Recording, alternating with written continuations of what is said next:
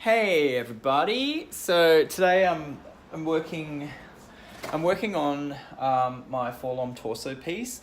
So I've decided to make this out of foam because it's just a cosplay costume and I just want to get it done quickly. But I'm still thinking of a few things that I might do with this. Like I might actually take a casting of this with plaster and then make a fiberglass copy later. But for now, I'm just going to make it out of EVA. So far I've done this, and I made the pattern actually from my cardboard torso buck, which I made. This is kind of the same way as I made my C-3PO costume, but obviously like the design process and the ideas that I'm coming up with to put this together. Originally, I wanted to make this cardboard costume out of or cover it in fiberglass, but then since making the first one, I've just sort of realized that I can use the cardboard buck, or like the what do you call that, the word's on the tip of my tongue, but I can never remember the word it's called. But anyway, I'm going to keep calling it a buck. That'll do. But this now I can just use to make patterns from, which is how I made the pattern for this. So I kind of wish I did this originally with 3PO, but now I'm working on doing this all out of fiberglass, so it doesn't really matter anyway. But for the time being, I'm just cutting a pattern.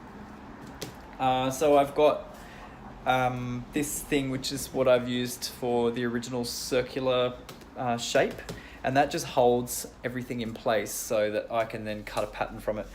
And I'm just fixing up this neck. I don't know if you remember from one of my other videos, I had to expand that with the original C-3PO costume that I made, because having a perfect cylinder running across the top of the shoulders doesn't fit an actual human body. So on this torso piece, I did change the angle. I don't know if you can kind of see that. I cut the cylinder in half and angled the shoulders down slightly. That was one of the modifications that I realized was required to fit the angle of my shoulders and most other people. But then I also have changed the way that cylinder expands here. So that's going to make that fit over my traps a little bit better. And then the neck will be flared from a wider location on the shoulder and then up to the neck, which you can see what I've done here. So hopefully this will fit me a bit better. Only time will tell. But one of the other things I've learned is that, with foam, if your bodice, that's the word. Is that bodice? Maybe that's not it. But anything you make, like, see, this I made with the dimensions of my body, fairly close, I hope.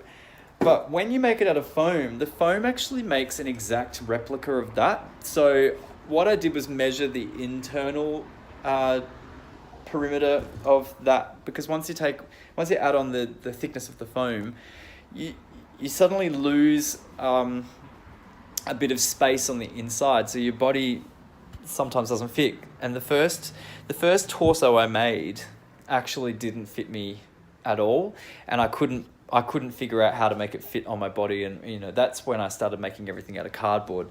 So now I've actually got this cardboard buck thing,